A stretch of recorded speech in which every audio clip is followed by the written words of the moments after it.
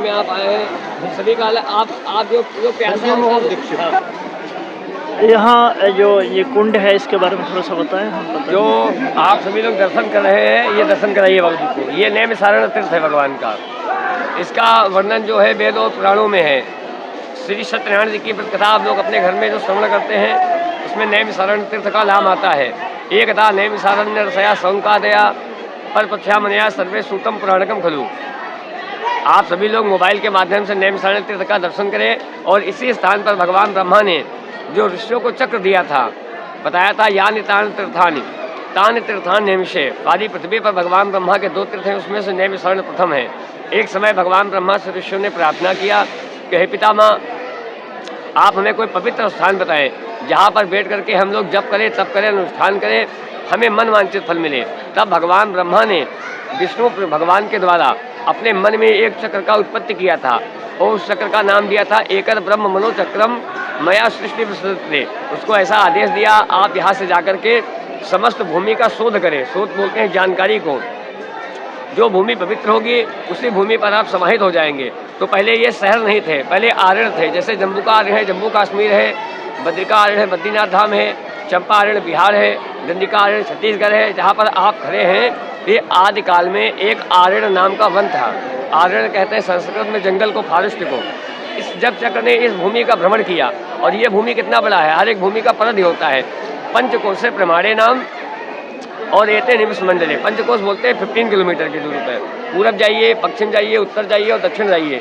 नैमिषारण्य में जब आप आते हैं और चारों दिशाओं में इधर उधर भ्रमण करते हैं 15-15 किलोमीटर की दूरी पर, तो नैमिषारण्य का भूमि लगता है। जब चक्र ने भूमि का भ्रमण किया, चक्र को पवित्र स्थान नहीं प्राप्त हुआ, तो आप लोगों ने जो तीर्थ का दर्शन किया हुआ है, इस कुंड के 8 कोण हैं। एक कोण पर आप बैठे हैं, ऐसे ऐसे चारों तरफ 8 कोण हैं।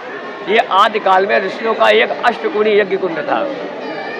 उस यज्ञ कुंड में सप्त ऋषि लोग हवन पूजन करते थे। उस यज्ञ का धुआं जो था आकाश को जाता था।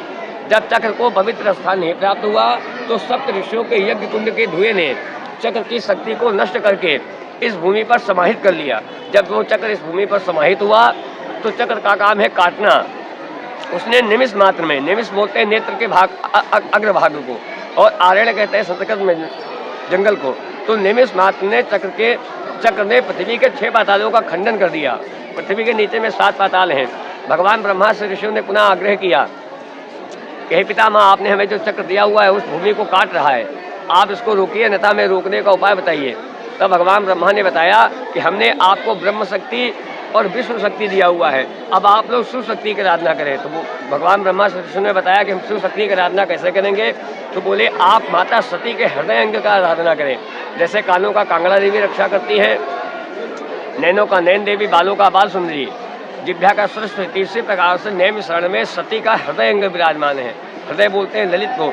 दुर्गा सप्तशती में आता है कि हृदय ललिता देवी उतरे सूरधानी। यहाँ पर ऋषियों ने भगवान ब्रह्मा के आदेश पर ललिता नाम शक्ति का आराधना किया हुआ है।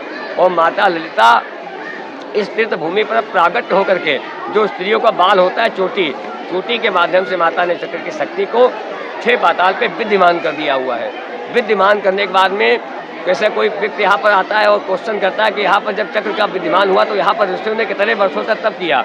इसका वर्णन भागवत जी में वेदव्यास जी ने लेखन किया कि निमिष क्षेत्रे रसया सौनकादया सत्तम स्वर्गाय लोकाय सहस्त्रम समाप्ता।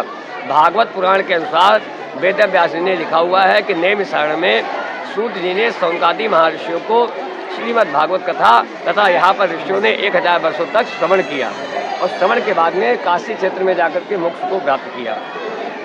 ये पितरों का पेट है। जैसे गया जी में जाते हैं, वहाँ पर चरण बनते हैं, पिंडदान श्राद्ध तर्पण करने से पितरों के बद्रीनाथ धाम में सिर बनता है। और जहाँ पर आप बैठे हुए हैं, ये पितरों का नाभि है। यहाँ पर अपने पूर्वजों के लिए पिंडदान श्राद्ध करने से, तर्पण करने से, उनको अन्न जल भोजन दान करने से उनकी क्षुधा का निवारण होता है। क्षुधा होता है पेट है। बोले पितृ भगवान की जय। सभी लोग दर्शन कीजिए। सभी लोगों को आशीर्वाद है, सभी लोगों को आशीष है, सभी लोगों का मंगल हो। एक मन में किसी ने गया जी में जाके पूरा श्राद्ध कर लिया हो गया जी में?